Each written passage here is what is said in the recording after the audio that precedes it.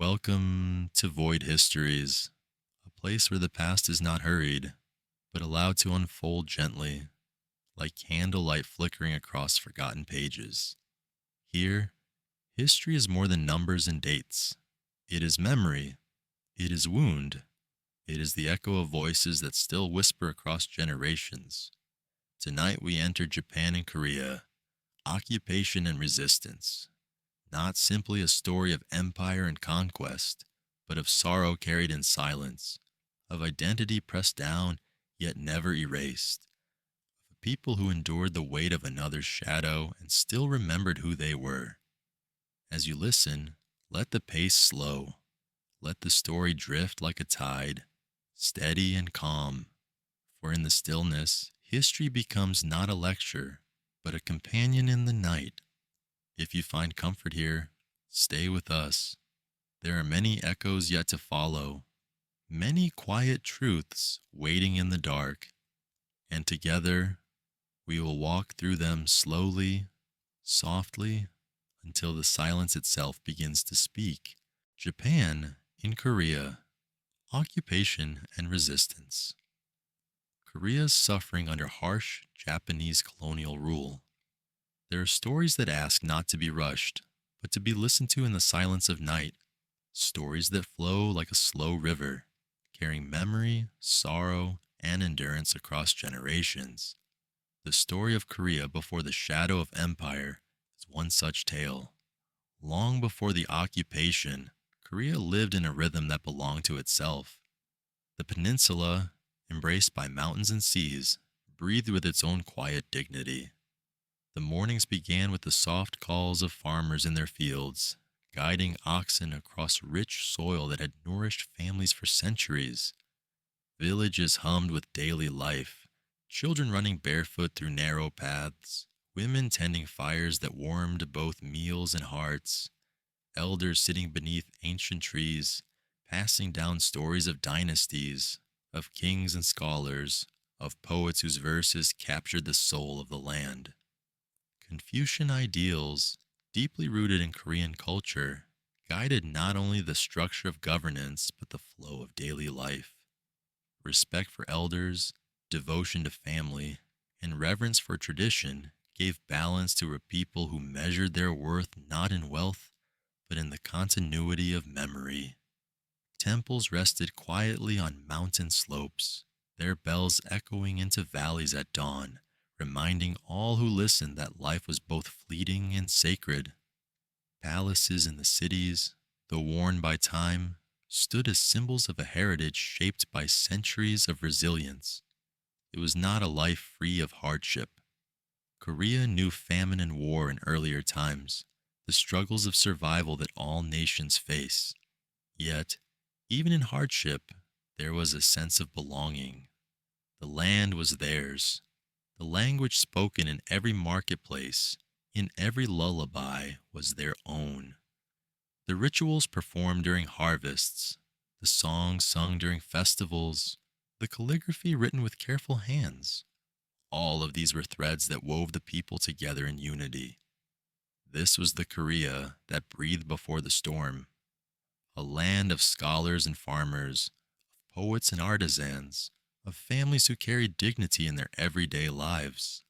A land that, despite the challenges of its history, had always found a way to endure. When we imagine this Korea, it is important to feel its stillness, to see the river flowing past quiet villages at dusk, lanterns flickering along narrow streets, the sound of a zither string plucked softly in the evening. It was not a perfect piece, but it was theirs, and it carried a beauty born of continuity. For generations, the people lived with the assurance that their past belonged to them, and that their future, however uncertain, would be written in their own hands. But history does not remain still.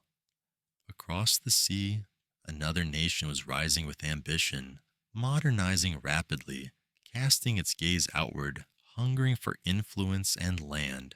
Japan, once itself shaped by encounters with foreign power, now looked to Korea not as a neighbor, but as an opportunity. And slowly, the winds began to shift. treaties, pressures, and demands crept closer, like distant thunder rolling toward the horizon. Yet here, in this opening, before the first steps of occupation, let us pause. Let us linger in the memory of a Korea that was whole. For to understand the depth of the wounds that would follow, we must first hold the image of what was lost, the stillness of a land rooted in its traditions, the dignity of a people who carried themselves with quiet pride, the sound of voices speaking freely in their own tongue, children learning the names of their ancestors, communities celebrating harvest beneath autumn skies. This is the Korea that existed before the shadow. This is the Korea that would remember, even when it was told to forget. And as we move into the next chapter, where the first threads of occupation begin to unravel that fabric, we carry with us this memory of peace, so that we may feel the full weight of what it meant to lose it. Because every story of resistance begins first with the memory of belonging. And in the quiet heart of Korea, that belonging was deep, unshakable, and unforgettable. History rarely announces the arrival of empire with sudden thunder. More often, it creeps in softly, through words dressed as promises, through agreements written in ink that hides the weight of chains. For Korea, the beginning of Japanese domination was not at first the roar of battle, but the quiet suffocation of sovereignty. It began with treaties, documents that appeared to speak of friendship and cooperation, but beneath their language lay imbalance. In the late 19th century, as Japan modernized with astonishing speed and sought to establish itself as a power among empires, Korea became its nearest target. To the Korean court, these treaties seemed at first like diplomacy, the necessary negotiations of a small nation caught between giants, but with each signature, another thread of independence was pulled loose. Japanese advisors arrived, offering guidance that soon became commands. Soldiers were stationed under the guise of protection, but their presence weighed heavily, like eyes watching every movement. Trade, once the flow of mutual exchange, shifted to favor Japan, draining Korea's resources while feeding Japan's growing appetite. What had begun as influence soon hardened into control, and the quiet rhythms of Korea's life began to fracture. The changes seeped into everyday existence. Schools replaced Korean language lessons with Japanese. Children recited foreign words, their own history dismissed as inferior, their ancestors' legacy declared outdated. Newspapers were censored, their pages cleansed of any thought that might stir resistance. Farmers found themselves paying heavier taxes, their harvests claimed to fuel an empire not their own. Slowly, the people of Korea were made to feel like guests in their own land, their identity pushed to the margins. For those who lived through these early years, the conflict was felt not only in politics, but in the heart. It was the quiet grief of parents watching their children grow up unable to read the old poems. It was the unease of elders seeing sacred traditions dismissed as irrelevant. It was the sting of hearing one's own name, one's own language, stripped of dignity. Occupation, in its early form, was not always loud with violence. It was often quiet with erasure, and yet the unease grew. Beneath the surface of submission, resentment began to stir. Villages whispered of injustice. Students gathered in secret to speak of pride and memory. Intellectuals wrote in shadows about freedom and dignity. The people understood that something precious was slipping away, that sovereignty was not only a matter of kings and treaties, but of the soul of a nation. Japan, however, pressed harder. By the dawn of the 20th century, Korea's independence was little more than an illusion. The empire across the sea had already determined its future. Korea would no longer be a neighbor, but a colony. With the Russo-Japanese War and its aftermath, Japan's dominance was sealed, and Korea's fate was bound. Looking back, It is clear that the beginning of conflict was not a single moment, not a sudden invasion, but a slow unraveling. The storm did not break all at once. It gathered quietly, like clouds thickening over a calm horizon. And in that slowness, the pain was sharper, for the people could feel their world slipping away piece by piece, while being told it was progress, it was order, it was the future. This was the first shadow of occupation, the slow theft of identity, the quiet rewriting of memory, the suffocation of belonging. And though open war had not yet come, the wound was already deep. For when a people are asked to forget who they are, resistance is already being born in silence. As we step into the next part of the story, the whispers of unrest will rise. The voices long muted will find their courage, and the quiet grief of a people will begin to transform into open defiance. The storm of resistance, long in the making, will soon break upon the land. When the weight of silence becomes unbearable, even the softest voices will rise. For Korea, resistance began not with cannons or armies, but with the cries of ordinary people who could no longer accept the slow erasure of their identity. What had been whispered in secret for years finally broke into the open, and the air itself seemed to tremble with the sound of defiance. The year was 1919, and the world was emerging from the Great War.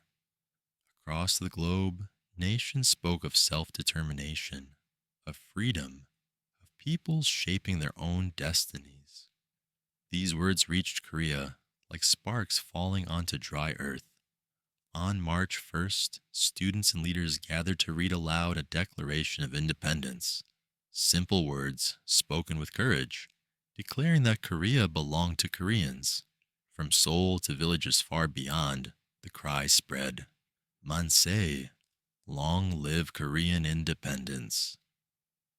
The March 1st movement was unlike anything the people had attempted before. It was not a battle of weapons, but a battle of spirit. Tens of thousands filled the streets, waving flags, shouting their longing for freedom. It was peaceful, a chorus of hope rather than a clash of steel. But the empire that ruled them did not hear it as hope. It heard it as threat. The response was swift and merciless. Soldiers fired into unarmed crowds. Children, elders, women. None were spared from the blows of batons and the sting of bullets. The peaceful protests became rivers of grief, as bodies fell onto the very streets where voices had risen. Over the months that followed, more than 1 million people joined the demonstrations, and tens of thousands were arrested. Prisons overflowed with men and women whose only crime was to believe their homeland deserved to breathe freely. Yet even in the face of brutality, something profound was born. The March 1st movement, though crushed in blood, became a seed of memory that could not be uprooted. Families told their children the names of those who had marched. Communities carried the grief as both wound and torch, ensuring that the fire of independence did not go out. Resistance did not stop there. Some turned to pens instead of protests, forming underground newspapers and schools that preserved the Korean language in secret. Others turned to the mountains, gathering as guerrilla fighters, striking where they could against the empire's forces. Farmers withheld grain, workers slowed their labor, teachers smuggled history into lessons hidden between official lines. Resistance became not only an act of open defiance, but a way of living, choosing, even in small ways, to remember who they were. For the Japanese Empire, the rebellion was a warning. It tightened its grip, increasing censorship, building prisons, watching every word, every gesture. But for Koreans, the uprising was a revelation. It proved that even unarmed, even facing one of the strongest empires of the age, their voices could shake the ground.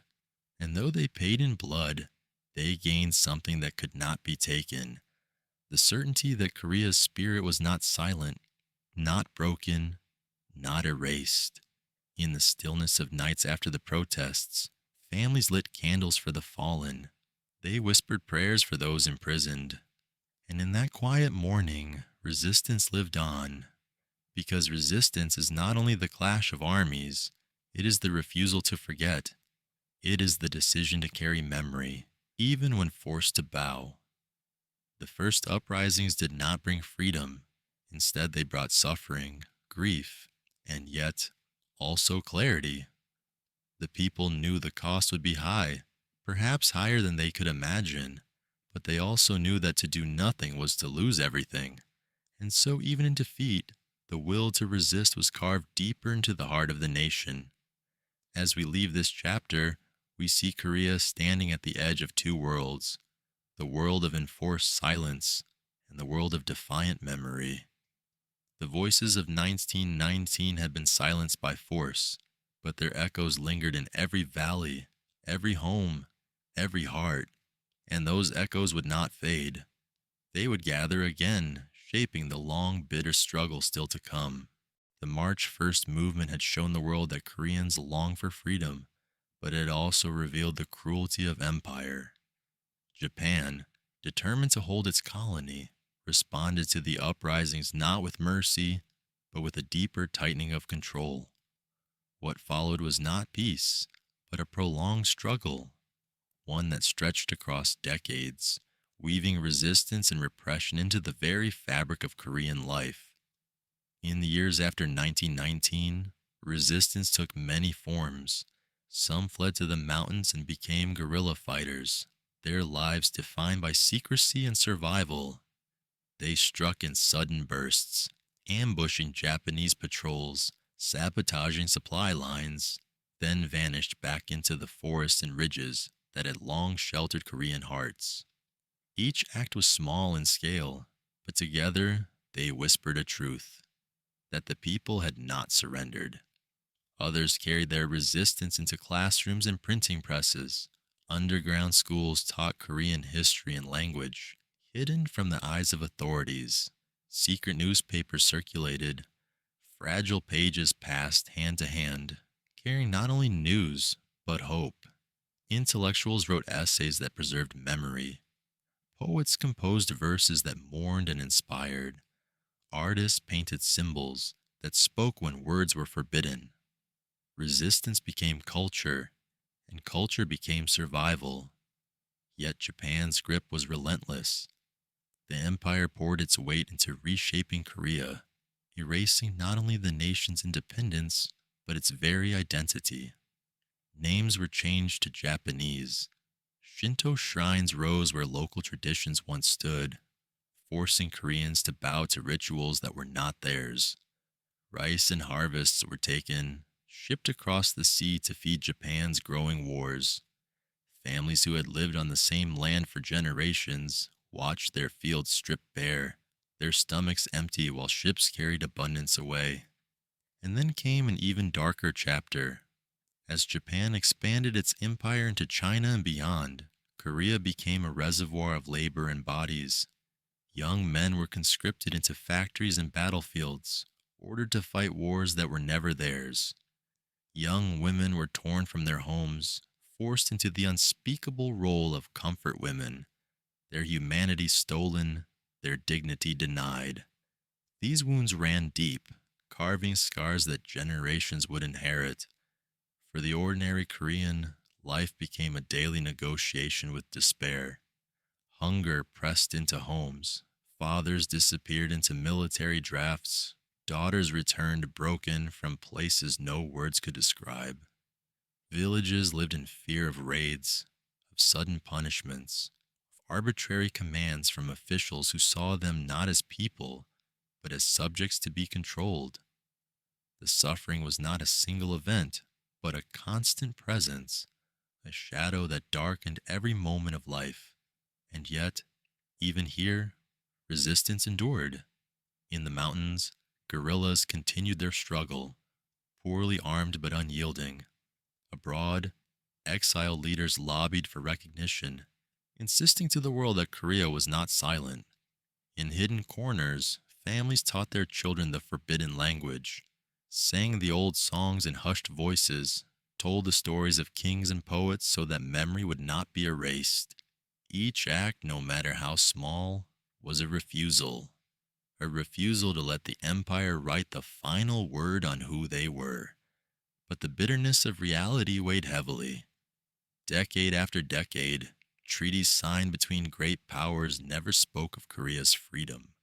Agreements were made in faraway rooms. Russia, China, Japan, the United States, all deciding Korea's fate without the voice of Koreans themselves. Hope was raised, then dashed. Promises made, then broken. For the people living through those years, liberation always seemed near enough to dream of, but distant enough to slip away.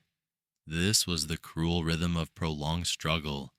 Endurance met with betrayal, hope followed by repression, sacrifice ending in silence. The Korean people were asked to give, again and again, and each time the reward was postponed. And yet, through all of this, one truth remained. The dream of freedom never died. It shifted. It adapted. It survived in poetry, in whispers, in the determination of a people who refused to forget themselves. As we pause here, we see a nation caught between suffering and survival, between resilience and despair. Korea's wounds grew deeper, its losses heavier, but beneath it all, the ember of resistance still glowed. And like all embers, it needed only breath, only time, to rise once again into flame. History is often remembered through wars and treaties, through dates written in books and monuments carved in stone. But the truest wounds of empire are not always visible in such places. They live instead in the quiet, unrecorded lives of ordinary people, in the hunger of children, in the silence of parents who cannot protect them, in the empty spaces left when hope slips away. For Korea under Japanese rule, these wounds spread across generations, leaving scars that would last far beyond the years of occupation. Families bore the heaviest burdens. Farmers saw their rice taken from their fields, shipped away across the sea while their own children went to bed hungry. Mothers tried to stretch handfuls of grain into meals that could feed many mouths, whispering songs to soothe the ache of empty stomachs. Fathers, conscripted into forced labor, vanished into mines and factories, their hands worn down by work that was never for their own land.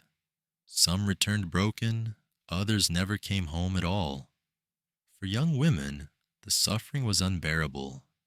Many were seized and sent away as comfort women, forced into lives of exploitation and shame. These were daughters who once sang at village festivals, who once dreamed of futures filled with love and family. Instead, their voices were silenced, their dignity stolen. Families waited for them, prayed for them, but often the only thing that returned was silence, a silence heavy with pain that words could never mend. Children, too, carried wounds that were not always visible. They grew up speaking a language that was not their own, punished if they whispered Korean words to one another in schoolyards. They learned from books that erased their history, telling them to revere emperors across the sea instead of the ancestors buried in their own soil.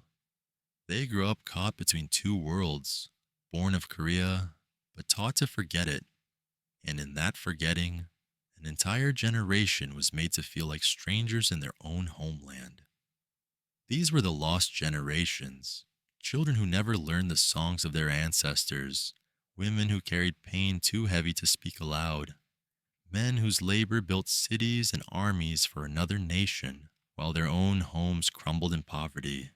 Even those who survived carried memories like shadows, haunting them in old age, spilling into the lives of their children and grandchildren.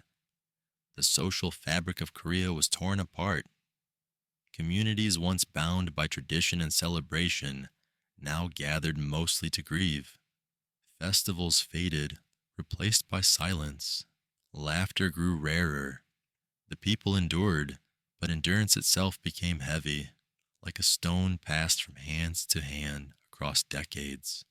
Each generation inherited not only the blood of their ancestors, but their sorrow, their longing, their unfinished dreams.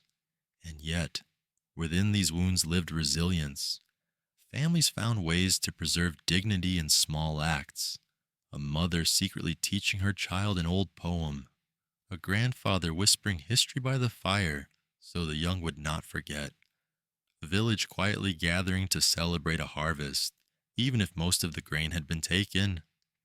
These were fragile acts, but they carried enormous weight, for in them, memory survived. Still, the cost was immense. Korea entered the modern era with scars that could not be hidden. Scars not only on the land and the economy, but on the soul of its people. To this day, echoes of those wounds remain. Stories passed down with trembling voices, silences that speak louder than words, grief that still lingers in the national memory. As we pause here, we see not only a nation under empire, but a people enduring its deepest loss, the loss of continuity, the simple ability to pass life from one generation to the next without interruption. The empire may have tried to erase Korea, but in the act of survival itself, the people carried forward their essence, however wounded. And as the story moves to its final chapter, we are left with this truth: wounds may fade, but they never fully disappear. They shape the generations that come after, teaching them both sorrow and strength. And in Korea's long night of occupation, the lost generations left behind not only pain, but the memory of endurance, a reminder that even in the darkest silence, the human spirit remembers who it is. When we look back on Korea's long night under Japanese rule, what we find is not just a record of power and conquest, it is something deeper, quieter, more human: the memory of endurance, the ache of generations, and the unbroken thread of identity carried through silence. History here is not only about what was taken, but also about what refused to be lost. For 35 years, the shadow of empire lay heavy across the peninsula. It sought to erase language, to silence songs, to bend bodies and spirits into obedience. And yet, even under this weight, Korea endured. The people whispered their language in secret, remembered their ancestors in hidden rituals, and carried forward the dream of freedom like a fragile flame cupped between trembling hands. When liberation finally came in 1945, it was not a simple dawn. It arrived with both relief and confusion, with joy, but also grief.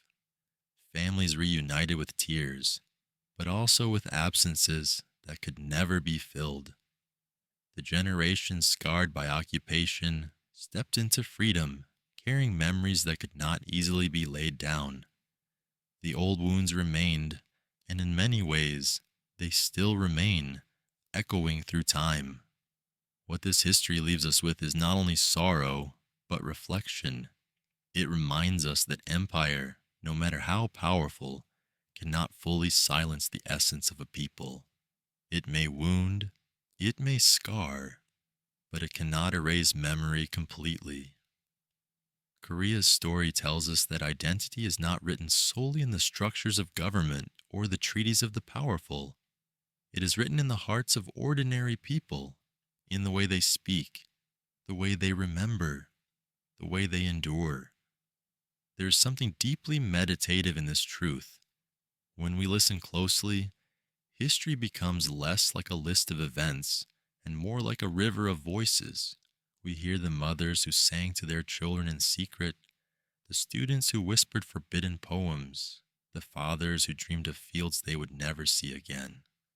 Their voices blend together, not loud, not triumphant, but steady. And it is in this steadiness that true resistance is found. As we close this story, we sit with the knowledge that wounds remain. They shape the generations who inherit them, teaching both pain and resilience. But we also sit with the awareness that survival itself is a kind of victory. To endure, to remember, to pass forward even fragments of identity. That is how nations outlive empires. So tonight, as you rest with this story, imagine Korea not only as a land of sorrow, but as a land of survival. Imagine mountains that stood watch through centuries of struggle, rivers that continued to flow even when the people suffered, and families who, despite all, never let go of who they were. Imagine that quiet flame, fragile yet unextinguished, moving from one generation to the next until it burned into freedom. And perhaps this is the lesson that lingers, that history is not only about conquest, but about memory, not only about wounds, but about how those wounds teach us to endure. For Korea, the occupation was a night long and heavy, but even the longest night gives way to dawn. And though the scars remain, they remind us of what was survived and of the strength that survival requires. As this chapter closes, let us carry that reflection with us, the reminder that no empire, however vast, can finally silence the human spirit. And may the story rest in you like a quiet lullaby, gentle but firm, reminding you that even in the darkest hours, there is always something that endures,